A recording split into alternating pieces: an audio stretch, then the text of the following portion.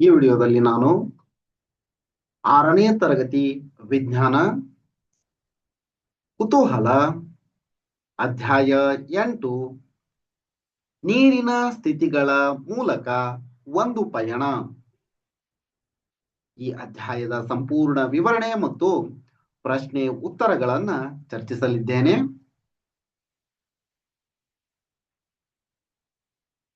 ಇಲ್ಲೊಂದು ನುಡಿಮುತ್ತು ಇದೆ ನೋಡ್ರಿ. ಒಂದೊಮ್ಮೆ ಉತ್ತಮ ಮಳೆಯೇ ಬರದಿದ್ದರೆ ಬೃಹತ್ ಸಾಗರವು ಒಣಗುತ್ತದೆ. ಎಷ್ಟ್ ಚೆನ್ನಾಗೈತ್ ನೋಡ್ರಿ. ಮಳೆ ಬರದೇ ಇದ್ರ ಸಾಗರ ಸಹ ಒಣಗುತ್ತದೆ ಅಥವಾ ಬತ್ತುತ್ತದೆ ಅಂತ ತಿರುಕ್ಕುರಳ್ ಅವರು ಹೇಳಿದ್ದಾರ. ಅದಕ್ಕ ಮಳೆ ಎಲ್ಲದಕ್ಕೂ ಆಧಾರ ಅಂತ ಹೇಳ್ಬಹುದು ನೋಡ್ರಿ. ಇಲ್ಲೇ ಪ್ರಖರ್ ಆವಿ ತೀರವ್ ಅಂದ್ರ ಆವಿ ಮತ್ತು ತೀರವ್ ಅವರು ನಿಂಬೆ ಪಾನಕವನ್ನ ಸವಿಯುತ್ತಿದ್ದರು ಪ್ರಖರ ಬೇಸಿಗೆಯಲ್ಲಿ. ನಿಂಬೆ ಪಾನಕದಲ್ಲಿರುವ ಮಂಜುಗಡ್ಡೆಯನ್ನ ನೋಡಿದ ನಂತರ ತೀರವ್ ನೀರು ಮತ್ತು ಮಂಜುಗಡ್ಡೆಯ ಸ್ವಭಾವದ ಬಗ್ಗೆ ಆಶ್ಚರ್ಯಗೊಂಡ. ಅವರವರ ಮಾತಾಡ್ತಾರ, ಎಷ್ಟ್ ಚೆನ್ನಾಗಿ ಮಾತಾಡ್ತಾರ ನೋಡ್ರಿ. ಮಂಜುಗಡ್ಡೆಯನ್ನ ಕೈಯಿಂದ ಸ್ಪರ್ಶಿಸಬಹುದು ಮತ್ತು ಕೈಯಲ್ಲಿ ಹಿಡಿದುಕೊಳ್ಳಬಹುದು, ಆದರೆ ಅದೇ ರೀತಿ ನೀರನ್ನು ಹಿಡಿಯಲು ಸಾಧ್ಯವಿಲ್ಲ. ಆದ್ದರಿಂದ ಅವು ಬೇರೆ ಬೇರೆ ವಸ್ತುಗಳಾಗಿರಬೇಕು ಅಂತ ಹೇಳ್ತಾನ. ಅದಕ್ಕ ಇಲ್ಲ, ಅವು ಒಂದೇ ರೀತಿಯ ವಸ್ತುಗಳು ಅಂತ ಇವಳು ಹೇಳ್ತಾಳ. ಈಗ ಆವಿ, ನಾವು ನೀರನ್ನ ರೆಫ್ರಿಜಿರೇಟರ್ನ ಫ್ರಿಜರ್ ನಲ್ಲಿ ಇರಿಸಬಹುದು ಮತ್ತು ಆವಿ ಅದು ಮಂಜುಗಡ್ಡೆಯಾಗಿ ಪರಿವರ್ತನೆಗೊಳ್ಳುತ್ತದೆಯೇ ಎಂದು ಪರೀಕ್ಷಿಸಬಹುದು. ನೀರನ್ನ ಫ್ರಿಜ್ ನಲ್ಲಿ ಇಟ್ರ ಮಂಜುಗಡ್ಡೆ ಆಗತ್ತ. ಅದಕ್ಕ ತೀರವ್ ಹೇಳ್ತಾನ, ಹೌದು, ನೀರನ್ನ ಫ್ರಿಜರ್ ನಲ್ಲಿ ಇಟ್ಟಾಗ ಅದು ಮಂಜುಗಡ್ಡೆಯಾಗಿ ಪರಿವರ್ತನೆಗೊಳ್ಳುತ್ತದೆ ಎನ್ನುವುದು ನನಗೆ ತಿಳಿದಿದೆ. ಆದರೆ ಫ್ರಿಜರ್ ನಲ್ಲಿ ಇನ್ನಾವುದೋ ವಸ್ತು ಬಹುಶಃ ಮಂಜುಗಡ್ಡೆಯೊಂದಿಗೆ ಸೇರಿಕೊಂಡಿರಬಹುದು. ಇಲ್ಲ, ಯಾವುದು ಸೇರಿಕೊಂಡಿರೋದಿಲ್ಲ. ಅಲ್ಲಿ ತಾಪಮಾನಕ್ಕೆ ಅನುಗುಣವಾಗಿ ಅದು ಮಂಜುಗಡ್ಡೆ ಆಗತ್ತ. ಇಲ್ಲೇ ಒಂದಿಷ್ಟು ಪ್ರಯೋಗಗಳನ್ನ ಮಾಡ್ರಿ ಅಂತ ಕೊಟ್ಟರ. ನೀರು ಕಣ್ಮರೆಯಾಗುವ ಪರಿಸ್ಥಿತಿಯನ್ನ ಪರೀಕ್ಷಿಸುವುದು ಹೆಂಗೆ?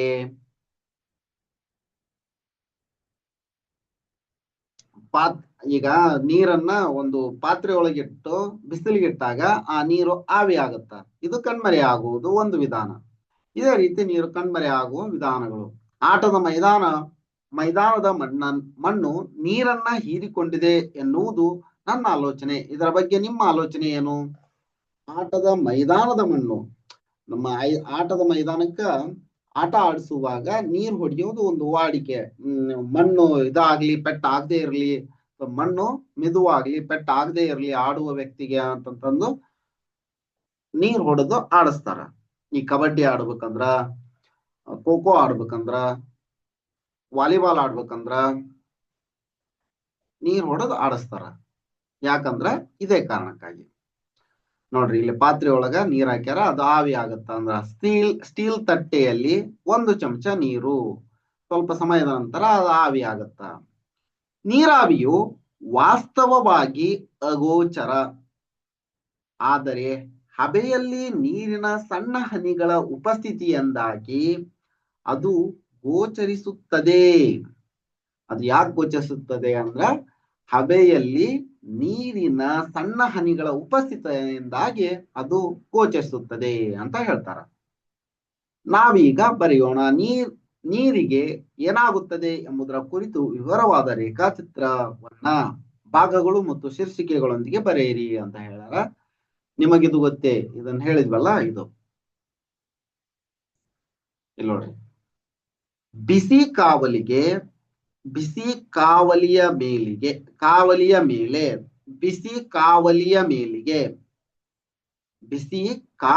ಮೇಲೆ ಚುಮುಕಿಸಿದ ನೀರು ಹಬೆಯಾಗಿ ಪರಿವರ್ತನೆಯಾಗಿದೆ. ವಾಸ್ತವವಾಗಿ ಹಬೆಯು ನೀರಾವಿಯಾಗಿದ್ದು ಅದರ ಸ್ವಲ್ಪ ಭಾಗವು ನೀರಿನ ಹನಿಗಳಾಗಿ ಪರಿವರ್ತನೆಗೊಂಡಿದೆ. ಅಂದ್ರ ನೀರಿನ ಹನಿಗಳಾಗಿ ಪರಿವರ್ತನೆ ಆಗಿದೆ. ಬಿಸಿ ಕಾವಲಿಯ ಮೇಲೆ ನೀರು ಚಿಮ್ಮಿಸಿದಾಗ ಚಸ್ ಅಂತ ಶಬ್ದ ಬರುತ್ತಾ, ಅಲ್ಲಿರುವ ನೀರು ಆವಿಯಾಗಿ ಹೋಗುತ್ತಾ. ಅಂದ್ರ ನೀರು ಆವಿ ಸ್ಥಿತಿಗೆ ಪರಿವರ್ತನೆಯಾಗುವ ಪ್ರಕ್ರಿಯೆಯನ್ನ ಆವೀಕರಣ ಎನ್ನುವರು. ಇಂಪಾರ್ಟೆಂಟ್ ನೋಡಿ ಇದು. ನಿಮ್ಗ ವಿವಿಧ ಎಕ್ಸಾಮ್ಗಳಲ್ಲಿ ಈ ಪ್ರಶ್ನೆಯನ್ನ ಕೇಳ್ತಾರ. ನೀವು ಮುಂದೆ ಕಾಂಪಿಟೇಟಿವ್ ಎಕ್ಸಾಮ್ ಯಾವ್ದಾದ್ರು ಬರಿತೀನಿ, ಸ್ಪರ್ಧಾತ್ಮಕ ಪರೀಕ್ಷೆಯನ್ನ ಬರಿತೀನಿ ಅನ್ನೋದಾದ್ರ ಇಂತಹ ಪ್ರಶ್ನೆಗಳು ಬರ್ತವು. ಅವು MCQ ರೂಪದಲ್ಲಿ ಆಗಿರಬಹುದು ಅಥವಾ ಬರವಣಿಗೆ ರೂಪದಲ್ಲಿ ಆಗಿರಬಹುದು. ಈ ಪ್ರಶ್ನೆಗಳು ಬರ್ತವು. ಅದಕ್ಕೆ ಚೆನ್ನಾಗಿ ನೆನ್ಪಿಟ್ಕೊಳ್ಳಿ. ನೀರು ಆವಿ ಸ್ಥಿತಿಗೆ ಪರಿವರ್ತನೆಯಾಗುವ ಪ್ರಕ್ರಿಯೆಯನ್ನ ಆವೀಕರಣ ಎನ್ನುತ್ತಾರೆ ಅಥವಾ ಎನ್ನುವರು ಅಥವಾ ಎಂದು ಕರೆಯುತ್ತಾರೆ. ಆವೀಕರಣ ಪ್ರಕ್ರಿಯೆಯು ನಿರಂತರವಾಗಿದ್ದು ಕೊಠಡಿಯ ಉಷ್ಣತೆಯಲ್ಲೂ ಸಹ ನಡೆಯುತ್ತದೆ. ಇದು ಇಂಪಾರ್ಟೆಂಟ್. ಈ ಪ್ರಕ್ರಿಯೆಯು ನಿರಂತರ ಪ್ರಕ್ರಿಯೆ. ಇದು ಕೊಠಡಿಯ ಉಷ್ಣತೆಯಲ್ಲಿ ಸಹ ನಡೀತೈತಿ. ಆವೀಕರಣಕ್ಕೆ ಇನ್ನಿತರ ಉದಾಹರಣೆಯನ್ನ ಕೊಡ್ರಿ ಅಂತ ಹೇಳ್ಯಾರ. ಇಲ್ಲೊಂದಿಷ್ಟು ಉದಾಹರಣೆಯನ್ನ ಕೊಟ್ರ ನೋಡ್ರಿ. ಒದ್ದೆ ಬಟ್ಟೆಗಳು, ಒರೆಸಿದ ನೆಲ, ನಮ್ಮ ದೇಹದ ಮೇಲಿನ ಬೆವರು ಒಣಗುವುದು, ಇವು ಆವೀಕರಣಕ್ಕೆ ಕೆಲವು ಉದಾಹರಣೆಯಾಗಿವೆ. ಇನ್ನು ನೋಡೋದಾದ್ರ, ಈಗ ನೀವು ಗುಂಡಿಗಳಿಂದ ನೀರು ಕಣ್ಮರೆಯಾಗುವುದಕ್ಕೆ ಕಾರಣವೇನೆಂದು ಆಲೋಚಿಸಿರುವರು. ಮೇಲೆ ಉದಾಹರಣೆ ಕೊಟ್ಟಿದ್ರಲ್ಲ, ಚಟುವಟಿಕೆ ಕೊಟ್ಟಿದ್ರ, ಅದಕ್ಕ ಇದು ಈ ಕಾರಣಗಳಿಂದ ಆಗಿರಬಹುದೇ? ಯಾವುದು ಅಂತ ಕಾರಣ ಕೊಟ್ಟರು ನೋಡ್ರಿ. ನೀರು ಭೂಮಿಯಲ್ಲಿ ಇಂಗುವುದರಿಂದ ಅಥವಾ ನೀರಿನ ಆವೀಕರಣದಿಂದಾಗಿ ಅಥವಾ ಇವೆರಡರಿಂದ ಆಗಿರಬಹುದೇ? ಹೌದು, ಎರಡರಿಂದನೂ ಆಗಿರಬಹುದು. ನೆಕ್ಸ್ಟ್ ಮತ್ತೊಂದು ಕೌತುಕ ಅಂತ ಹೇಳ್ಯಾರ. ಮರುದಿನ ಆವಿ ತೀರವ್ ಮತ್ತು ಅವರ ಸ್ನೇಹಿತರು ನಿಂಬೆಯ ಪಾನಕ ಮಾಡಲು ನಿರ್ಧರಿಸಿದರು. ಅವರು ತಂಪು ನೀರನ್ನು ಗಾಜಿನ ಪಾತ್ರೆಯಲ್ಲಿ ತೆಗೆದುಕೊಂಡು ಅದಕ್ಕೆ ಮಂಜುಗಡ್ಡೆಯ ತುಂಡುಗಳನ್ನ ಸೇರಿಸಿದರು. ಕೆಲವು ನಿಮಿಷಗಳ ನಂತರ ಗಾಜಿನ ಪಾತ್ರೆಯ ಹೊರ ಮೇಲ್ಮೈಯಲ್ಲಿ ಅವರು ಕೌತುಕವೊಂದನ್ನ ಗಮನಿಸಿದರು. ಇದೇ ರೀತಿಯ ಚಟುವಟಿಕೆಯನ್ನ ನಾವೇ ಮಾಡಿ ಕಂಡುಕೊಳ್ಳೋಣ. ನಾವ ಮಾಡಿದ್ರೆ ಏನಾಗುತ್ತ? ನೀರಿನ ಹನಿ ಏಕ್ ಬರ್ತವು. ಮಂಜುಗಡ್ಡೆಯನ್ನ ನೀರಿಗೆ ಹಾಕಿದಾಗ ಅದು ತಂಪಾಗಿ ಗ್ಲಾಸ್ ಲೋಟಕ್ಕೆ, ಲೋಟದ ಹೊರಗೆ ನೀರಿನ ಹನಿ ಕಾಣ್ಕೊಳ್ತವು. ಇದು ಅದಕ್ಕೆ ಕಾರಣ. ಇಲ್ಲಿ ತೋರಿಸ್ಯಾರ ನೋಡ್ರಿ. ಇದು ತಣ್ಣೀರು ಮತ್ತು ಮಂಜುಗಡ್ಡೆಯನ್ನ ಹೊಂದಿರುವ ಗಾಜಿನ ಲೋಟ. ಇಲ್ಲೇ ನೀರಿನ ಹನಿ ಕಾಣಿಸ್ತಾ ಇದಾವು ಲೋಟದ ಹೊರಗಡೆ. ಅವಲೋಕನ ಏನೇನ್ ಮಾಡಿದ್ರಿ ಅನ್ನೋದನ್ನ ಬರೀರಿ ಅಂತ ಹೇಳ್ಯಾರ.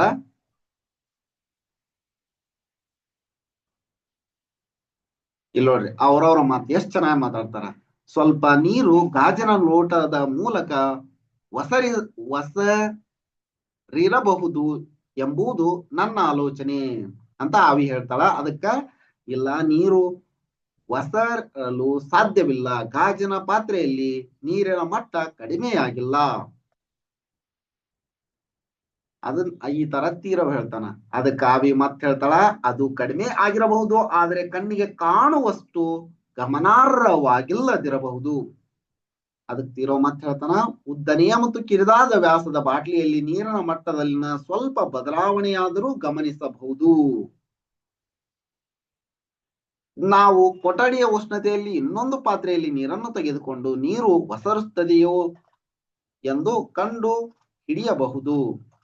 ನೀರು ಒಸರುತ್ತದೆ ಅಥವಾ ಇಲ್ಲ ಅನ್ನೋದನ್ನ ಕಂಡು ಹಿಡಿಯಬಹುದು ಅಂತ ತೀರವ್ ಹೇಳ್ತಾನ. ನೀರನ್ನ ಹಾಕಿದಾಗ ಸ್ವಲ್ಪ ಪ್ರಮಾಣದಲ್ಲಿ ವ್ಯತ್ಯಾಸ ಆಗುತ್ತದ.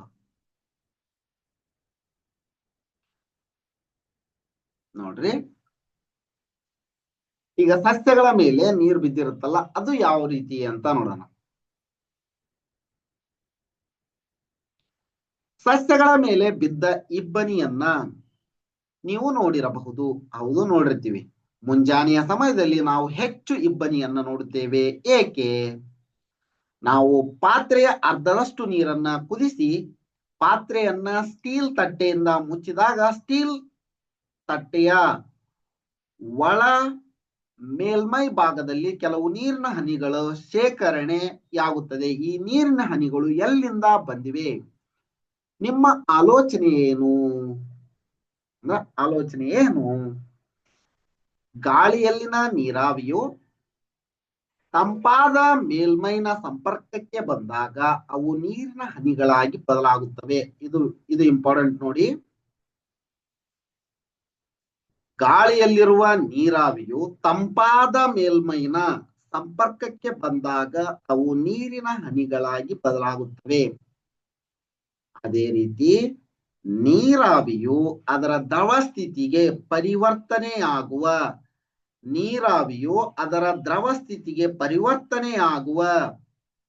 ಪ್ರಕ್ರಿಯೆಯನ್ನ ನೀರಿನ ಸಾಂದ್ರೀಕರಣ ಎಂದು ಕರೆಯುತ್ತಾರೆ. ನೀರಿನ ಸಾಂದ್ರೀಕರಣ ಅಂದ್ರ ಇದು. ನೀರಾವಿಯು ಅದರ ದ್ರವ ಸ್ಥಿತಿಗೆ ಪರಿವರ್ತನೆಯಾಗುವ ಪ್ರಕ್ರಿಯೆಯನ್ನ, ಈ ನೀರು ಆವಿ ಇರುತ್ತಾ ಮತ್ತದು ದ್ರವ ಆಗಿ, ನೀರು ಆವಿ ಕಾಣದಂತೆ ಇರುತ್ತ, ನೀರು ಆವಿಯ ರೂಪದಲ್ಲಿ, ಅದು ದ್ರವ ಸ್ಥಿತಿಗೆ ಪರಿವರ್ತನೆಯಾಗುವ ಪ್ರಕ್ರಿಯೆಗೆ ನೀರಿನ ಸಾಂದ್ರೀಕರಣ, ಕಂಡೆನ್ಸೇಷನ್ ಆಫ್ ವಾಟರ್ ಅಂತ ಕರೀತಾರೆ.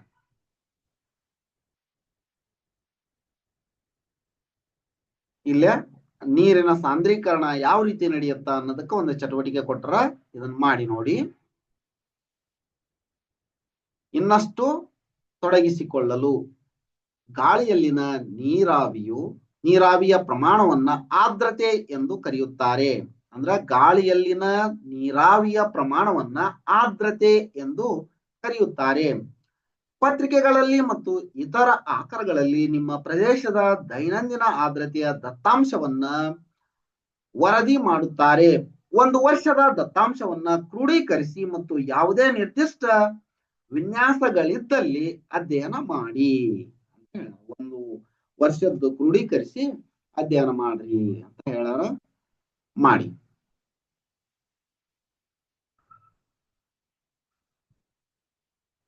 ಇದು ಚಟುವಟಿಕೆ ಮಾಡಿ ನೋಡಿ. ನೀರಿನ ವಿವಿಧ ಸ್ಥಿತಿಗಳ ಬಗ್ಗೆ ನೋಡೋಣ. ಈಗ ನೀರಿನ ವಿವಿಧ ಸ್ಥಿತಿಗಳು ಯಾವ್ಯಾವು, ಎಷ್ಟು ಸ್ಥಿತಿಯಲ್ಲಿ ನೀರು ಇರುತ್ತದೆ ಎಂಬುದನ್ನ ನೋಡೋಣ. ಇದು ಚಟುವಟಿಕೆ. ನಮಗ್ ಗೊತ್ತೈತಿ ನೀರು ಘನ, ದ್ರವ ಮತ್ತು ಅನಿಲ ಸ್ಥಿತಿಗಳಲ್ಲಿ ಇರುತ್ತದೆ. ಈ ಘನದೊಳಗಿದ್ದಾಗ ಮತ್ತು ದ್ರವದಲ್ಲಿದ್ದಾಗ ಮತ್ತು ಅನಿಲ ಸ್ಥಿತಿಯಲ್ಲಿದ್ದಾಗ ಯಾವ ರೀತಿ ಇರುತ್ತಾ, ಅದರ ಗುಣಗಳಲ್ಲಿ ಏನಾದ್ರೂ ವ್ಯತ್ಯಾಸಗಳಿವೆಯಾ ಎಂಬುದನ್ನ ನೋಡೋಣ.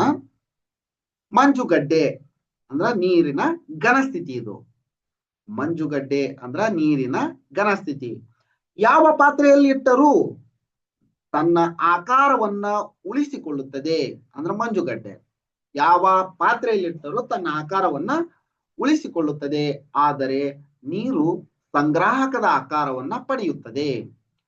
ಮಂಜುಗಡ್ಡೆ ಹರಿಯುವುದಿಲ್ಲ ಅಥವಾ ಹರಡುವುದಿಲ್ಲ, ಯಾಕಂದ್ರೆ ಗಟ್ಟಿಯಾಗಿರುತ್ತ, ಅಲ್ಲಿ ಕಣಗಳು ಒತ್ತೊತ್ತಾಗಿ ಜೋಡಣೆಗೊಂಡಿರುತ್ತವೆ. ಇನ್ನ ದ್ರವ ಸ್ಥಿತಿ, ನೀರು ದ್ರವ ಸ್ಥಿತಿಯಲ್ಲಿದ್ದಾಗ ಹರಿಯುತ್ತದೆ, ಅದು ತನ್ನ ಆಕಾರವನ್ನ ಬದಲಿಸುತ್ತದೆ. ನೀರು ನಿರ್ದಿಷ್ಟ ಆಕಾರವನ್ನ ಹೊಂದಿಲ್ಲ, ಏಕೆಂದರೆ ಇಲ್ಲಿ ಆಕಾರಗಳು ಸ್ವಲ್ಪ ಒತ್ತತ್ತಾಗಿರ್ತವು, ಜಾಸ್ತಿ ಅಲ್ಲ, ಸ್ವಲ್ಪ ಒತ್ತತ್ತಾಗಿರ್ತವು. ಅದು ಸಂಗ್ರಾಹಕದ ಆಕಾರವನ್ನ ಪಡೆಯುತ್ತದೆ. ಅದು ಸಂಗ್ರಾಹಕದ ಆಕಾರವನ್ನ ಪಡೆಯುತ್ತದೆ. ಆದರೆ ನೀರಿನ ಗಾತ್ರವು ಸ್ಥಿರವಾಗಿರುತ್ತದೆ. ನೀರು ಸಹ ಹರಡುವ ಗುಣವನ್ನ ಪಡೆದಿದೆಯೇ? ಹರಡ್ತೈತೆ ನೀರು, ಆದ್ರ ನಿರ್ದಿಷ್ಟ ಗಾತ್ರ ಇಲ್ಲ ಅದಕ್ಕ.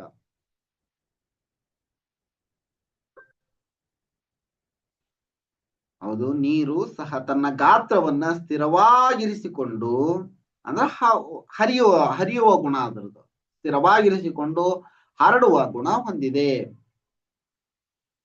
ಹರಡ್ತೈತಿ ಒಂದು ಪ್ರದೇಶದಿಂದ. ಅಂದ್ರ ಇಳಿಜಾರು ಇತ್ತಂದ್ರ ಮೇಲಿಂದ ಕೆಳಗೆ ಹಾಕಿದಾಗ ನೀರು ಹರಿಯುತ್ತಲ್ಲ, ಆ ತರ ಹರಡುವ ಗುಣವನ್ನ ಹೊಂದಿದೆ. ಇನ್ನ ನೀರಾವಿ ಇದು ನೀರಿನ ಅನಿಲ ಸ್ಥಿತಿ. ನೀರಾವಿ ಅದು ಅನಿಲ ಸ್ಥಿತಿ. ನೀರಾವಿ ದೊರೆಯುವ ಆಕಾಶದಲ್ಲಿ ಆಕಾಶದಲ್ಲೆಲ್ಲ ಹರಡುವ ಗುಣವನ್ನ ಪ್ರದರ್ಶಿಸುತ್ತದೆ. ಇದು ಹರಡುವ ಗುಣವನ್ನ ಪ್ರದರ್ಶಿಸುತ್ತದೆ. ಅನಿಲಗಳು ನಿರ್ದಿಷ್ಟ ಆಕಾರವನ್ನ ಹೊಂದಿರುವುದಿಲ್ಲ. ನಮ್ಮ ಕಣ್ಣಿಗೆ ಕಾಣಿಸದಿದ್ದರೂ ಕೊಠಡಿಯ ಉಷ್ಣತೆಯಲ್ಲಿ ನೀರಾವಿ ಇರುತ್ತದೆ.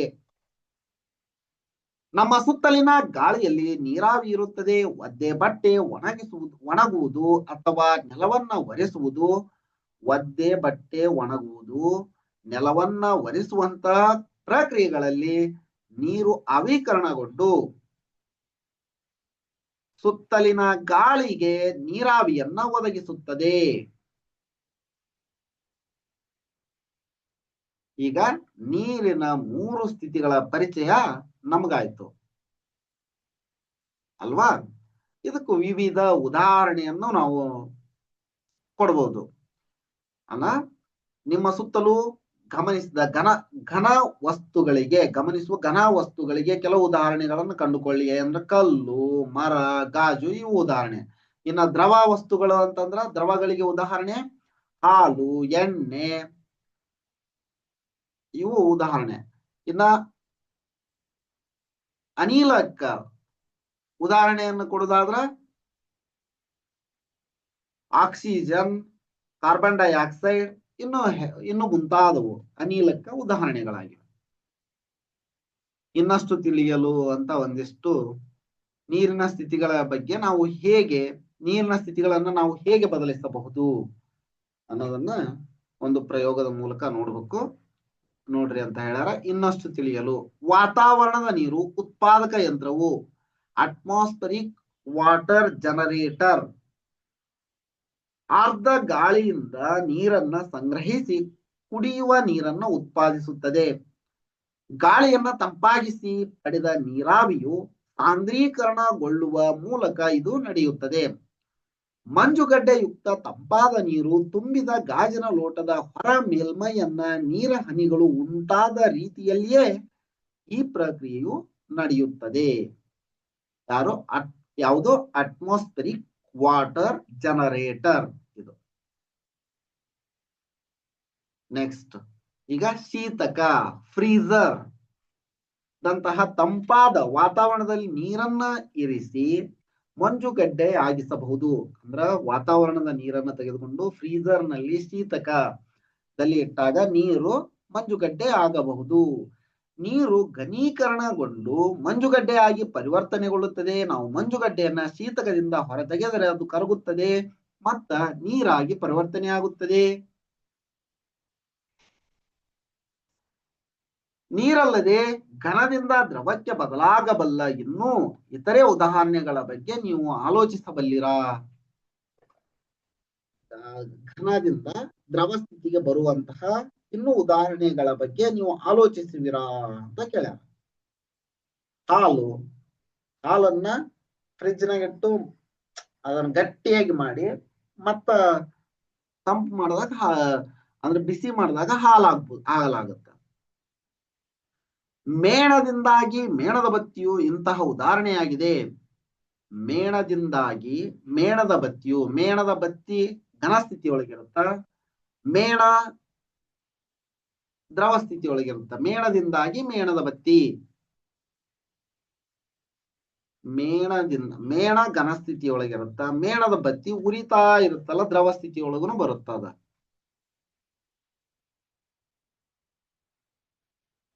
ಇನ್ನೊಂದು ಕೊಬ್ಬರಿ ಎಣ್ಣೆ ಘನ ಸ್ಥಿತಿಗೆ, ಚಳಿಗಾಲದಲ್ಲಿ ಕೊಬ್ಬರಿ ಎಣ್ಣೆ ಘನ ಸ್ಥಿತಿಗೆ ಬರುತ್ತ. ಇಲ್ಲಿ ನೋಡ್ರಿ, ನೀರು ಮತ್ತು ಇತರ ವಸ್ತುಗಳನ್ನ ಕಾಸಿ ಅಥವಾ ತಂಪಾಗಿಸಿ ಅವುಗಳ ಸ್ಥಿತಿಯನ್ನ ಬದಲಾಯಿಸಬಹುದು. ನೀರು ಅಥವಾ ಇತರ ವಸ್ತುಗಳನ್ನ ಕಾಸಿ ಅಥವಾ ತಂಪಾಗಿಸಿ ಅವುಗಳ ಸ್ಥಿತಿಯನ್ನ ಬದಲಾಯಿಸಬಹುದು. ಕಾಸಿ ಅಥವಾ ತಂಪಾಗಿಸಿ, ಹೀಟ್ ಮಾಡೋದು ಇಲ್ಲ ಕೂಲ್ ಮಾಡೋದರ ಮೂಲಕ ಅವುಗಳ ಸ್ಥಿತಿಯನ್ನ ಬದಲಾಯಿಸಬಹುದು. ಘನ ವಸ್ತುಗಳನ್ನ, ಇದು ಇಂಪಾರ್ಟೆಂಟ್ ನೋಡ್ರಿ, ಘನ ವಸ್ತುಗಳನ್ನ ದ್ರವ ಸ್ಥಿತಿಗೆ ಪರಿವರ್ತಿಸುವ ಪ್ರಕ್ರಿಯೆಯನ್ನ ದ್ರವಿಸುವಿಕೆ ಎಂದು ಕರೆಯುತ್ತಾರೆ. ಉದಾಹರಣೆ, ಮಂಜುಗಡ್ಡೆಯನ್ನ ನೀರನ್ನಾಗಿ ಮಾಡುವುದು ದ್ರವಿಸುವಿಕೆ. ಹಾಗೆಯೇ ದ್ರವವನ್ನ ಘನಸ್ಥಿತಿಗೆ ಪರಿವರ್ತಿಸುವ ಪ್ರಕ್ರಿಯೆಗೆ ಘನೀಕರಣ ಎಂದು ಕರೆಯುತ್ತಾರೆ. ನೀರನ್ನ ಇಲ್ಲಿ ಇದಕ್ಕೆ ಉದಾಹರಣೆ ನೀರು, ಇಲ್ಲೇ ನೀರು ಮಂಜುಗಡ್ಡೆ ಆಗುತ್ತ. ಉದಾಹರಣೆ, ನೀರು ಮಂಜುಗಡ್ಡೆ ಆಗೋದು, ಮಂಜುಗಡ್ಡೆ ನೀರಾಗುವುದು ದ್ರವಿಸುವಿಕೆ. ಮಂಜುಗಡ್ಡೆ ನೀರಾಯ್ತು ಅಂದ್ರ ಅದು ದ್ರವಿಸುವಿಕೆ. ಈಗ ನೀರು ಮಂಜುಗಡ್ಡೆ ಆಗದ್ರ ಅದು ಘನೀಕರಣ. ಎಕ್ಸಾಂಪಲ್ ನೆನಪಿಟ್ಟುಕೊಳ್ರಿ.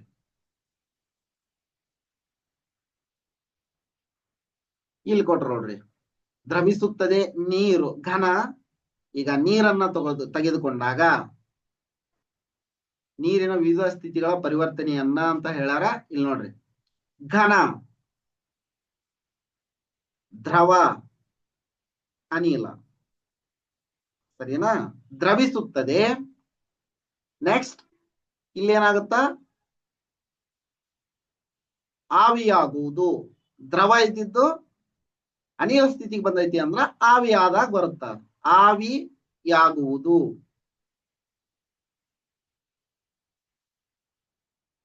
ನೆಕ್ಸ್ಟ್ ಅನಿಲ ಇದ್ದಿದ್ದು ದ್ರವ ಸ್ಥಿತಿಗೆ ಬರುತ್ತಾ ಅಂತಂದ್ರ ಅಲ್ಲೇ ಸಾಂದ್ರೀಕರಣ ನಡೆಯುತ್ತ.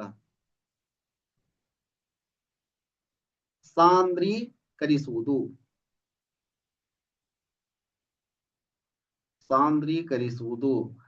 ಈಗ ದ್ರವ ಆಯ್ತು, ದ್ರವ ಆಗಿ ನೆಕ್ಸ್ಟ್ ಘನ ಆಗುತ್ತಾ ಅಂದ್ರೆ ಅದು ಘನೀಕರಿಸುವುದು.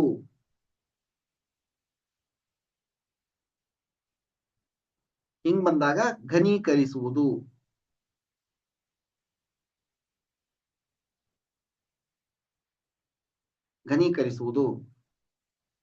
ದ್ರವಿಸುತ್ತದೆ, ಆವಿಯಾಗುವುದು, ಸಾಂದ್ರೀಕರಿಸುವುದು.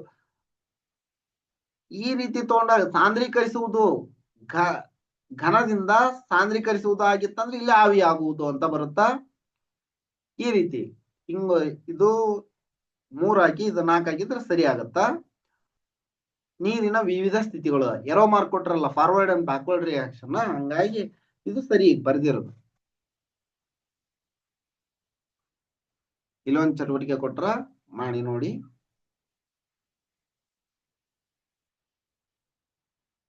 ಒಂದು ಪರಿಸ್ಥಿತಿಯನ್ನ ಮಾತ್ರ ಬದಲಿಸಿ ಇತರೆ ಪರಿಸ್ಥಿತಿಯನ್ನ ಬದಲಿಸದೆ ಹಾಗೇ ಇರಿಸಿ ನಡೆಸಿದ ಅನ್ವೇಷಣೆಯ ದತ್ತಾಂಶವನ್ನ ಬದಲಾಯಿಸದೆ ಹಾಗೆ ಇಟ್ಟುಕೊಂಡ ಪರಿಸ್ಥಿತಿ ಘನ ಪರಿಸ್ಥಿತಿ. ಅದು ಘನ ವಸ್ತು ಹಾಗೆ ಇರುತ್ತ.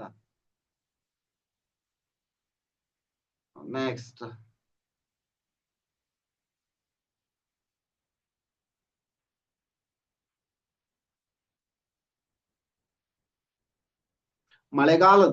ಮಳೆಗಾಲದ ದಿನದಲ್ಲಿ ಬಟ್ಟೆಗಳು ನಿಧಾನವಾಗಿ ಒಣಗುತ್ತವೆ ಎನ್ನುವುದು ಸಾಮಾನ್ಯ ವೀಕ್ಷಣೆಯಾಗಿದೆ. ಮಳೆಯ ದಿನದಲ್ಲಿ ನೀರು ನಿಧಾನವಾಗಿ ಆವಿಯಾಗುವುದು, ಅದಕ್ಕೆ ಮಳೆಗಾಲದ ದಿನದಲ್ಲಿ ಬಟ್ಟೆಗಳು ನಿಧಾನವಾಗಿ ಒಣಗುತ್ತವೆ. ನೀರಿನ ಪ್ರಮಾಣವು ಅಧಿಕವಾಗಿದ್ದರೆ ಅಂದ್ರೆ ಆರ್ದ್ರತೆ ಹೆಚ್ಚು ಇದ್ದಾಗ ನೀರು ನಿಧಾನವಾಗಿ, ಮಳೆಗಾಲದಲ್ಲಿ ನಿಮ್ಮ ಬಟ್ಟೆಗಳನ್ನ ನೀವು ಹೇಗೆ ಕ್ಷಿಪ್ರ ಒಣಗಿಸುವಿರಿ ಅಂತ. ನೀರು ನಿಧಾನವಾಗಿ ಆವಿಯಾಗುತ್ತದೆ. ಗಾಳಿಯಲ್ಲಿ ನೀರಿನ ಪ್ರಮಾಣವು ಈಗಾಗಲೇ ಅಧಿಕವಾಗಿದ್ದರೆ ನೀರು ನಿಧಾನವಾಗಿ ಆವಿಯಾಗುತ್ತದೆ. ಅವರೊಂದು ಕ್ವಶನ್ ಕೇಳಿದ್ರೆ, ಮಳೆಗಾಲದಲ್ಲಿ ನಿಮ್ಮ ಬಟ್ಟೆಗಳನ್ನ ನೀವು ಹೇಗೆ ಕ್ಷಿಪ್ರವಾಗಿ ಒಣಗಿಸುವಿರಿ? ಕ್ಷಿಪ್ರ ಅಂದ್ರ ವೇಗವಾಗಿ. ಹೇಗೆ ಒಣಗಿಸ್ತೀರಿ? ಫ್ಯಾನ್ ಮೂಲಕ ಒಣಗಿಸ್ತೀರಿ. ನೆಕ್ಸ್ಟ್ ಶೈತ್ಯನ ಪರಿಣಾಮ ಹಂಗಂದ್ರೆ ಏನು ಅಂತ ನೋಡೋಣ್ರಿ. ಮಣ್ಣಿನ ಮಡಿಕೆಯ ಹೊರ ಮೇಲ್ಮೈ ಮೂಲಕ ನೀರು ಒಸರಿ ಆವಿಯಾಗುತ್ತದೆ. ಇದು ನೀರಿನ ಶೈತ್ಯನ ಪರಿಣಾಮವನ್ನ ನೀಡುತ್ತದೆ. ಮಣ್ಣಿನ ಮಡಿಕೆಯ ಹೊರ ಮೇಲ್ಮೈನ ಮೂಲಕ ನೀರು ಒಸರಿ ಆವಿಯಾಗುತ್ತದೆ. ಇದು ನೀರಿನ ಶೈತ್ಯನ ಪರಿಣಾಮ ಅಂದ್ರೆ ಕೂಲಿಂಗ್ ಎಫೆಕ್ಟ್ ನೀಡುತ್ತದೆ. ಬೇಸಿಗೆಯಲ್ಲಿ ಪಂಪುಗೊಳಿಸಲು ನೆಲದ ಮೇಲೆ ಅಥವಾ ಚಾವಣಿಯ ಮೇಲೆ ನೀರನ್ನ ಚಿಮುಕಿಸಿ. ಇದು ಪಂಪುಗೊಳಿಸಲು ಅಂತಾಗಿದೆ, ತಂಪುಗೊಳಿಸಲು. ಬೇಸಿಗೆಯಲ್ಲಿ ತಂಪುಗೊಳಿಸಲು, ತಪ್ಪಾಗಿ ಪ್ರಿಂಟ್ ಆಗಿದೆ ನೋಡ್ರಿ, ತಂಪುಗೊಳಿಸಲು ಚಿಮುಕಿಸುವುದು ಶೈತ್ಯನ ಪರಿಣಾಮದ ಮತ್ತೊಂದು ಉದಾಹರಣೆಯಾಗಿದೆ.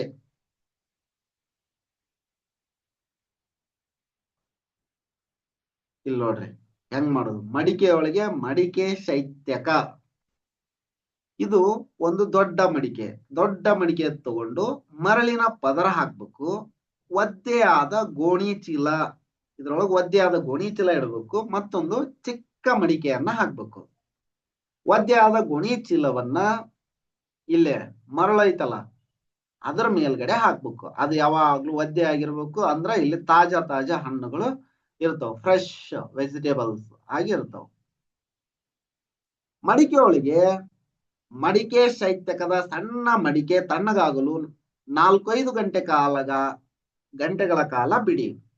ಸಮಯದ ವ್ಯಾಪ್ತಿಯು ಅನೇಕ ಪರಿಸ್ಥಿತಿಗಳಿಂದ ಪ್ರಭಾವಿತವಾಗಿರುತ್ತದೆ. ಇದು ಮಡಿಕೆಗಳ ಒಳಗೆ ಶೈತ್ಯನ ಪರಿಣಾಮವನ್ನು ಹೇಗೆ ಉಂಟು ಮಾಡುವುದು ಎಂಬುದನ್ನು ಗಮನಿಸಿ ಮತ್ತು ಚರ್ಚಿಸಿ. ಅಲ್ಲಿ ತಂಪು ಇರ್ತಾವ ಹೇಗೆ ಅನ್ನೋದನ್ನ ಗಮನಿಸಿ ಮತ್ತು ಚರ್ಚಿಸಿ ಅಂತಾರ. ಹೇಗೆ ಅಂತಂದ್ರ ಅಲ್ಲಿ ನೀರು ಚಿಮುಕಿಸ್ತಾ ಇರ್ತೀವಲ್ಲ, ಈಗ ಮಡಿಕೆ ಆವಿಕರಣವಾಗಿ ತಂಪಾಗುತ್ತಾ ಅನ್ನೋದನ್ನು ನೋಡಿದೀವಿ. ಮಡಿಕೆಯಲ್ಲಿ ನೀರು ಹೊರಮೈಯಲ್ಲಿ ಆವಿಯಾಗಿ ತಂಪಾಗುತ್ತ. ಇದರಿಂದ ಮಡಿಕೆಯಲ್ಲಿ ಇಟ್ಟ ಹಣ್ಣು ತಂಪಾಗಿರುತ್ತ ಅಥವಾ ಏನೇ ತರಕಾರಿ ತಂಪಾಗಿರುತ್ತ. ಇನ್ನೊಂದು ನೋಡೋದಾದ್ರ ನೀರಾವಿಯನ್ನ ಹೊಂದಿರುವ ಗಾಳಿಯು ವಾತಾವರಣದಲ್ಲಿ ಭೂಮಿಯನ್ನ ಸುತ್ತುವರಿದಿರುವ ಗಾಳಿಗೆ ತೆಳುವಾದ ಪದರ ಏಕೆ ಮೇಲೆ ಇರುತ್ತದೆ? ನೀರಾವಿಯನ್ನ ಹೊಂದಿರುವ ಗಾಳಿಯು ವಾತಾವರಣದಲ್ಲಿ ಅಂದ್ರೆ ಭೂಮಿಯನ್ನ ಸುತ್ತುವರಿದಿರುವ ಗಾಳಿಯ ತೆಳುವಾದ ಪದರ ಏಕೆ ಮೇಲಿರುತ್ತದೆ? ಏಕೆ ಅಂದ್ರ ನಮಗೆ ತಿಳಿದಿರುವಂತೆ ಹಗುರವಾದ ಅನಿಲಗಳನ್ನ ಹೊಂದಿರುವ ಅನಿಲ ಬಲೂನ್ಗಳನ್ನ ಗಾಳಿಯಲ್ಲಿ ಮೇಲಕ್ಕೆ ಹೋಗುತ್ತದೆ. ಅಂತೆಯೇ ನೀರಾವಿಯು ಗಾಳಿಗಿಂತ ಹಗುರವಾಗಿರುವುದೇ ಅದು ಮೇಲೇರಲು ಕಾರಣ. ನೀರಾವಿಯು ಗಾಳಿಗಿಂತ ಹಗುರವಾಗಿರುತ್ತ, ಅದಕ್ಕೆ ಅದು ಮೇಲೆ ಹೋಗುತ್ತ ಅಂತ ಅದಕ್ಕ ಕಾರಣ ಅಂತ ಹೇಳ್ಯಾರ. ಮೋಡಗಳು ನಮಗೆ ಮಳೆಯನ್ನ ಹೇಗೆ ಸುರಿಸುತ್ತವೆ? ಅಂದ್ರ ಅದ ನೀರಿನ ಆವಿಕರಣ, ಘನೀಕರಣ ನೋಡಿದಿವಲ್ಲ. ಆವಿಯಾದ ನೀರನ್ನ ಮತ್ತೆ ಭೂಮಿಯ ಮೇಲ್ಮೈಗೆ ತರುವ ಪ್ರಕ್ರಿಯೆಯಲ್ಲಿ ಸಾಂದ್ರೀಕರಣವು ಮಹತ್ವದ ಪಾತ್ರವನ್ನ ವಹಿಸುತ್ತದೆ. ಇದು ಹೆಂಗ್ ಸಂಭವಿಸ್ತದೆ ಅಂತ ಇಲ್ಲಿ ಹೇಳ್ಯಾರ ನೋಡ್ರಿ. ಭೂಮಿಯ ಮೇಲ್ಮೈಯಿಂದ ಎತ್ತೆತ್ತರಕ್ಕೆ ಚಲಿಸಿದಂತೆ ಅದು ತಂಪಾಗುತ್ತದೆ. ಅಂದ್ರೆ ನೀರಾವಿ ತಂಪಾಗುತ್ತಾ ಸಾಗುತ್ತದೆ. ನಿರ್ದಿಷ್ಟ ಎತ್ತರಗಳಲ್ಲಿ ಸಾಮಾನ್ಯವಾಗಿ ಧೂಳಿನ ಕಣಗಳ ಸುತ್ತಲೂ ಗಾಳಿಯಲ್ಲಿರುವ ನೀರಾವಿಯು ಹನಿಗಳಾಗಿ ರೂಪುಗೊಳ್ಳುವಷ್ಟು ಗಾಳಿಯು ತಂಪಾಗುತ್ತದೆ. ಈ ಸಣ್ಣ ಹನಿಗಳು ಗಾಳಿಯಲ್ಲಿ ತೇಲುತ್ತವೆ ಮತ್ತು ಮೋಡಗಳಾಗಿ ರೂಪುಗೊಳ್ಳುತ್ತವೆ. ನೀರಿನ ಅನೇಕ ಸಣ್ಣ ಹನಿಗಳು ಒಟ್ಟಾಗಿ ಸೇರಿ ನೀರಿನ ದೊಡ್ಡ ಹನಿಗಳಾಗುತ್ತವೆ. ದೊಡ್ಡದಾಗುವ ಕೆಲವು ಹನಿಗಳು ಭಾರದಿಂದ ಕೆಳಗೆ ಬೀಳಲು ಆರಂಭಿಸುತ್ತವೆ. ಬೀಳುವ ಈ ನೀರಿನ ಹನಿಗಳನ್ನ ನಾವು ಮಳೆ ಎಂದು ಕರೆಯುತ್ತೇವೆ. ಮಳೆ ಅಂದ್ರೆ ಏನಂತ ಗೊತ್ತಾಯ್ತು ನಿಮ್ಗೆ. ವಿಶೇಷ ಪರಿಸ್ಥಿತಿಗಳಲ್ಲಿ ಇದು ಆಲಿಕಲ್ಲು ಅಥವಾ ಹಿಮವಾಗಿ ಬೀಳಬಹುದು. ಆವಿ ಮಳೆಯನ್ನ ಆಸ್ವಾದಿಸಿ. ಕವಿತೆ ಆವಿ, ಒಂದು ಹುಡುಗಿ ಆವಿ ಮತ್ತು ಇನ್ನೊಂದು ಹುಡುಗನ್ ನೋಡಿದ್ವಲ್ಲ, ಅವರು ಮಳೆಯನ್ನ ಆಸ್ವಾದಿಸಿ ಕವಿತೆ ರಚಿಸುತ್ತಾಳೆ. ನೀವು ಕವಿತೆಯನ್ನ ಪೂರ್ಣಗೊಳಿಸಬಹುದು ಮತ್ತು ಅದನ್ನ ನಿಮ್ಮ ತರಗತಿಯಲ್ಲಿ ಪ್ರಸ್ತುತಪಡಿಸಬಹುದು. ಇಲ್ಲೇ ಆವಿ ರಚಿಸಿದಂತ ಕವಿತೆ ಇದೆ, ಓದಿ. ಇದು ಗುಂಪು ಚಟುವಟಿಕೆ ನೋಡ್ರಿ. ಮೋಡ, ಸರೋವರ, ಸಾಗರ, ನದಿ, ಅಂತರ್ಜಲ, ಆವಿಕರಣ, ಸಾಂದ್ರೀಕರಣ, ಮಳೆ, ಮಂಜು ಇವು ಎಲ್ಲೆಲ್ಲಿ ಐತಿ ಅಂತ ನೋಡ್ರಿ. ಸಾಗರ, ಇದು ಸಾಗರ. ನದಿ, ನದಿ. ಅಂತರ್ಜಲ ನೋಡ್ರಿ, ಅಂತರ್ಜಲ. ಸಾಗರ ಎಲ್ಲದಕ್ಕಿಂತ ದೊಡ್ಡದು. ಆ ನಂತರ ಸರೋವರ, ಆ ನಂತರ ನದಿ. ಇವೆಲ್ಲ ನೀರಿನ ಜಲಚಕ್ರಕ್ಕೆ ಬರುವಂತಹ ಸ್ಥಿತಿಗಳಿವು ನೋಡ್ರಿ. ಸಾಗರ ಭೂಮಿಯ ಮೇಲ್ಮೈಯಿಂದ, ಸಾಗರ ಮತ್ತು ಭೂಮಿಯ ಮೇಲ್ಮೈಯಿಂದ ನೀರು ಆವಿಯಾಗಿ ವಾತಾವರಣ ಸೇರುತ್ತದೆ ಮತ್ತು ಮಳೆ, ಆಲಿಕಲ್ಲು ಅಥವಾ ಹಿಮವಾಗಿ ಹಿಂದಿರುಗುತ್ತದೆ. ಅಂತಿಮವಾಗಿ ಸಾಗರಗಳನ್ನ ಸೇರುತ್ತದೆ. ನೀರಿನ ಈ ಪರಿಚಲನೆಯನ್ನ ಜಲಚಕ್ರ ಎಂದು ಕರೆಯಲಾಗುತ್ತದೆ. ನೀರಿನ ಈ ಪರಿಚಲನೆಯನ್ನ ಜಲಚಕ್ರ ಅಂತ ಕರೀತಾರ. ಈ ಚಿತ್ರವನ್ನ ನೋಡಿದ್ರೆ ನಿಮ್ಗೆ ಗೊತ್ತಾಗ್ಬಿಡುತ್ತ. ಮೇಲ್ಗಡೆ ಹೋಗುತ್ತಾ, ಮಂಜುಗಡ್ಡೆ ಆಗುತ್ತಾ, ಮಳೆ ಆಗುತ್ತಾ, ಮತ್ತ ಬಂದು ಸಾಗರಕ್ಕ ಸೇರುತ್ತ. ಇದು ನೀರಿನ ಜಲಚಕ್ರ. ಇದಿಷ್ಟು ನೀರು ನಿಸರ್ಗದ ಸಂಪತ್ತು ಅಂತ ಹೇಳ್ತಾರ. ಇದಿಷ್ಟು ಈ ವಿಡಿಯೋದಲ್ಲಿ. ಈಗ ಕ್ವಶನ್ ಆನ್ಸರ್ ಅನ್ನ ನೋಡೋಣ. ಇನ್ನು ಏನಾದ್ರೂ ನಿಮ್ಗೆ ಡಿಫಿಕಲ್ಟಿ ಅನಿಸ್ತಂದ್ರ ಕಮೆಂಟ್ ಮಾಡಿ, ಇನ್ನೊಂದು ವಿಡಿಯೋದಲ್ಲಿ ಡಿಸ್ಕಸ್ ಮಾಡ್ತೀನಿ ಬೇಕಂದ್ರೆ. ಅದನ್ನ ತುಂಬಾ ಈಸಿ ಇದೆ ಪಾಠ, ಚೆನ್ನಾಗಿದೆ. ಎಕ್ಸಾಮ್ ಓರಿಯೆಂಟೆಡ್ ಇದು. ಎಕ್ಸಾಮಿಗೆ ಕೇಳ್ತಾರ ಒಂದಿಷ್ಟು ಕ್ವಶನ್ ಅನ್ನ ಈ ಪಾಠದ ಮೇಲೆ. ನಿಮ್ಮ ಸ್ಪರ್ಧಾತ್ಮಕ ಪರೀಕ್ಷೆಯಲ್ಲಿ ಕೇಳ್ತಾರ ನೋಡ್ರಿ. ಕ್ವಶನ್ ಆನ್ಸರ್ ನೋಡಿ. ಈಗ ಈ ಕೆಳಗಿನವುಗಳಲ್ಲಿ ಯಾವುದು ಘನೀಕರಣವನ್ನ ಅತ್ಯುತ್ತಮವಾಗಿ ವಿವರಿಸುತ್ತದೆ? ಯಾವುದು ಅಂದ್ರ ನೀರಿನ ಸಣ್ಣ ಹನಿಗಳಿಂದ ಮೋಡಗಳ ರಚನೆ. ಎರಡನೇ ಕ್ವಶನ್, ಈ ಕೆಳಗೆ ಕೊಟ್ಟಿರುವ ಯಾವ ಪ್ರಕ್ರಿಯೆಗಳಲ್ಲಿ ಆವಿಕರಣವು ಅತಿ ಪ್ರಮುಖವೆಂಬುದನ್ನ ಗುರುತಿಸಿ. ಯಾವುದು ಅಂದ್ರ ಜಲ ವಿಲೀನವಾಗುವ ಬಣ್ಣಗಳು. ಇವು ಯಾವುದು ಅಲ್ಲ. ನೆಕ್ಸ್ಟ್, ಕಾಗದದ ಮೇಲೆ ಬರೆಯುವಾಗ ಆವಿಕರಣ ಆಗೋದು. ಇದು ನಮ್ಗೇನ್ ಬೇಕು? ಆವಿಕರಣ ಬೇಕು. ಕಾಗದದಲ್ಲಿ ಬರೆಯುವಾಗ ಇಂಕ್ ಪೆನ್ ಬಲದ ಇಂಕ್ ಅಲ್ಲೇ ಉಳಿಯುತ್ತ, ಅಲ್ಲಿರುವಂತಹ ನೀರಿನ ಅಂಶ ಹೋಗುತ್ತ. ನೆಕ್ಸ್ಟ್, ಮೂರನೇದು ನೋಡ್ರಿ. ಇಂದಿನ ದಿನಗಳಲ್ಲಿ ನಾವು ಅನೇಕ ಸ್ಥಳಗಳಲ್ಲಿ ಹಸಿರು ಬಣ್ಣದ ಪ್ಲಾಸ್ಟಿಕ್ ಹುಲ್ಲು ನೋಡುತ್ತೇವೆ. ನೈಸರ್ಗಿಕ ಹುಲ್ಲಿನ ಸುತ್ತಲಿನ ಪ್ರದೇಶವು ಪ್ಲಾಸ್ಟಿಕ್ ಹುಲ್ಲಿನ ಸುತ್ತಲಿನ ಪ್ರದೇಶಕ್ಕಿಂತ ತಂಪಾಗಿರುತ್ತದೆ. ಏಕೆ ಎಂದು ನೀವು ಕಂಡುಕೊಳ್ಳಬಲ್ಲಿರಾ? ಏಕೆಂದರೆ ನೈಸರ್ಗಿಕ ಹುಲ್ಲು ತನಗೆ ಹೆಚ್ಚಾದ ನೀರನ್ನ ಪರಿಸರಕ್ಕೆ ಬಿಡುತ್ತದೆ. ಹೆಚ್ಚಾದ ನೀರನ್ನ ಪರಿಸರಕ್ಕೆ ಬಿಡುತ್ತದೆ. ಇದಕ್ಕ ಟ್ರಾನ್ಸ್ಪಿರೇಷನ್ ಅಂತ ಕರೀತಾರ. ಟ್ರಾನ್ಸ್ಪಿರೇಷನ್, ಬಾಷ್ಪ ವಿಸರ್ಜನೆ ಅಂತ ಕರೀತಾರ. ಬಾಷ್ಪ ವಿಸರ್ಜನೆ ನೀವು ಮುಂದ ಇದ್ರ ಬಗ್ಗೆ ಓದ್ತೀರಿ. ಬಾಷ್ಪ ವಿಸರ್ಜನೆ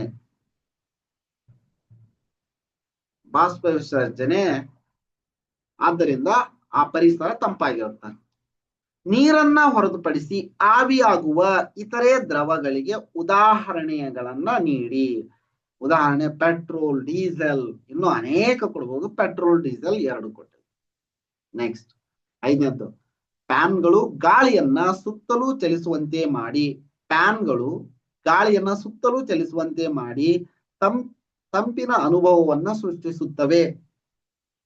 ಒದ್ದೆ ಬಟ್ಟೆಗಳನ್ನ ಒಣಗಿಸಲು ಫ್ಯಾನ್ ಬಳಸುವುದು ವಿಚಿತ್ರವಾಗಿ ಕಾಣಿಸಬಹುದು, ಏಕೆಂದರೆ ಫ್ಯಾನ್ಗಳು ಸಾಮಾನ್ಯವಾಗಿ ವಸ್ತುಗಳನ್ನ ಬೆಚ್ಚಗಿಡುವುದಿಲ್ಲ, ಬದಲಿಗೆ ತಂಪಾಗಿಸುತ್ತವೆ.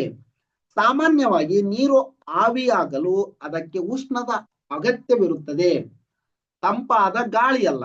ಈ ಕುರಿತು ನಿಮ್ಮ ಅಭಿಪ್ರಾಯವೇನು? ಅಭಿಪ್ರಾಯ ಏನು ಅಂದ್ರ, ಒದ್ದೆ ಬಟ್ಟೆಯಲ್ಲಿನ ನೀರಿನ ಅಂಶ ಫ್ಯಾನ್ ಹಾಕಿದಾಗ ಪರಿಸರದಲ್ಲಿ ಚಲಿಸುತ್ತದೆ. ಆದ್ದರಿಂದ ಅದು ಆ ಪರಿಸರ ತಂಪಾಗಿ ಕಾಣುತ್ತಾ ಮತ್ತ ಅದು ಚಲಿಸಿ ಬೇರೆ ಪ್ರದೇಶಕ್ಕೆ ಹೋಗೋದ್ರಿಂದ ಆ ಬಟ್ಟೆ ಒಣಗುತ್ತ. ಇದು ಕಾರಣ. ಒದ್ದೆ ಬಟ್ಟೆಯನ್ನು ಒಣಗಿಸಲು ಪ್ಯಾನ್ ಹಾಕೋದು. ನೆಕ್ಸ್ಟ್, ಒಳಚರಂಡಿಗಳಿಂದ ಕೆಸರು ತೆಗೆಯುವಾಗ ಚರಂಡಿಯ ಅಕ್ಕಪಕ್ಕದಲ್ಲಿ ರಾಶಿ ಹಾಕಿ 3-4 ದಿನಗಳವರೆಗೆ ಹಾಗೇ ಬಿಟ್ಟಿರುತ್ತಾರೆ. ನಂತರ ಅದನ್ನ ಗೊಬ್ಬರವಾಗಿ ಬಳಸಲು ತೋಟ ಅಥವಾ ಗದ್ದೆಗೆ ಸಾಗಿಸಲಾಗುತ್ತದೆ.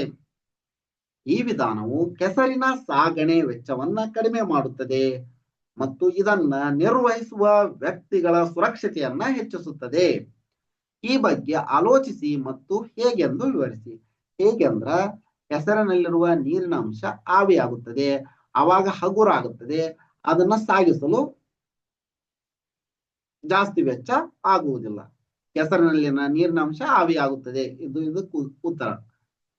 ನೆಕ್ಸ್ಟ್ 7ನೇದು ನೋಡ್ರಿ. ಒಂದು ದಿನದ ಮಟ್ಟಿಗೆ ನಿಮ್ಮ ಮನೆಯಲ್ಲಿನ ಚಟುವಟಿಕೆಯನ್ನ ಗಮನಿಸಿ ಆವೀಕರಣವು ಒಳಗೊಂಡಿರುವ ಚಟುವಟಿಕೆಗಳನ್ನ ಗುರುತಿಸಿ. ಆವೀಕರಣ ಪ್ರಕ್ರಿಯೆ ಅರಿವು ದೈನಂದಿನ ಚಟುವಟಿಕೆಗಳಲ್ಲಿ ನಮಗೆ ಹೇಗೆ ಸಹಾಯ ಮಾಡುತ್ತದೆ? ಹೇಗೆ ಅಂದ್ರೆ ನೆಲ ತೊಳೆದಾಗ ನೆಲ ಒಣಗುವುದು ಆವೀಕರಣದಿಂದಾಗಿ, ಅಡುಗೆ ಮಾಡುವಾಗ ಹೆಚ್ಚಿನ ನೀರಿನ ಅಂಶ ಆವಿಯಾಗುತ್ತಾ, ಮತ್ತ ಮುಖ ತೊಳೆದಾಗ ಇನ್ನೂ ಅನೇಕ ಪರಿಸ್ಥಿತಿಯಲ್ಲಿ ಆಗುತ್ತಾ. ಇವು ಒಂದಿಷ್ಟು ಪರಿಸ್ಥಿತಿಗಳು. ನೆಕ್ಸ್ಟ್, ಪ್ರಕೃತಿಯಲ್ಲಿ ಘನಸ್ಥಿತಿಯಲ್ಲಿರುವ ನೀರು ಹೇಗಿರುತ್ತ ಅಂದ್ರೆ ಮಂಜುಗಡ್ಡೆ ರೂಪದಲ್ಲಿ ಇರುತ್ತದೆ.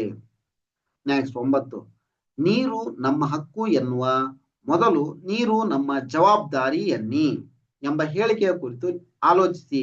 ನಿಮ್ಮ ಆಲೋಚನೆಗಳನ್ನು ಹಂಚಿಕೊಳ್ಳಿ. ಇದರ ಬಗ್ಗೆ ನಿಮ್ಮ ಆಲೋಚನೆ ಏನು ಅನ್ನುವುದನ್ನ ಬರೀರಿ. ಇದು ಡೂ ಇಟ್ ಯುವರ್ ಸೆಲ್ಫ್. ನೀವೇ ಮಾಡಿ ಇದನ್ನ. Do it your self question ಇದು. ನೆಕ್ಸ್ಟ್, ನಿಲ್ಲಿಸಿದ ದ್ವಿಚಕ್ರ ವಾಹನದ ಆಸನವು ಬಿಸಿಲಿನ ಜಳಕ್ಕೆ ತುಂಬಾ ಬಿಸಿಯಾಗಿರುತ್ತದೆ. ನೀವು ಅದನ್ನು ಹೇಗೆ ತಂಪಾಗಿಸಬಹುದು? ನೀರನ್ನ ಹಾಕಿ ತೊಳೆಯುವುದರಿಂದ. ನೀರನ್ನ ಹಾಕಿ ತೊಳೆಯುವುದರ ಅದೇನಾಗತ್ತ? ತಂಪಾಗುತ್ತ. ಇದರಿಂದ ಅದ ಬಿಸಿಲಿನ ಆ ಜಳಕ್ಕ ನೀರನ್ನ ಹಾಕಿ ತೊಳೆಯೋದ್ರಿಂದ ಅದು ತಂಪಾಗುತ್ತ. ಅದನ್ನ ಈ ರೀತಿಯಾಗಿ ತಂಪಾಗಿಸಬಹುದು. ಎಲ್ಲ ಪ್ರಶ್ನೆ ಉತ್ತರಗಳು ಮುಗಿತು. ತುಂಬಾ ಚೆನ್ನಾಗಿತ್ತು ಪಾಠ. ಚೆನ್ನಾಗಿ ಓದಿ. ಈ ವಿಡಿಯೋ ನಿಮ್ಗೆ ಇಷ್ಟ ಆಗಿದ್ರೆ ಒಂದು ಲೈಕ್ ಮಾಡಿ. ಚಾನಲ್ ಅನ್ನ ಸಬ್ಸ್ಕ್ರೈಬ್ ಮಾಡ್ಕೊಂಡಿಲ್ಲ ಅಂದ್ರೆ ಸಬ್ಸ್ಕ್ರೈಬ್ ಮಾಡ್ಕೊಳ್ಳಿ. ಇದೇ ರೀತಿ ನಾವು ಅಪ್ಲೋಡ್ ಮಾಡುವ ಎಲ್ಲ ವಿಡಿಯೋಗಳ ನೋಟಿಫಿಕೇಶನ್ ಪಡೆಯಲು ಬೆಲ್ ಐಕಾನ್ ಅನ್ನು ಒತ್ತಿ. ಧನ್ಯವಾದಗಳು.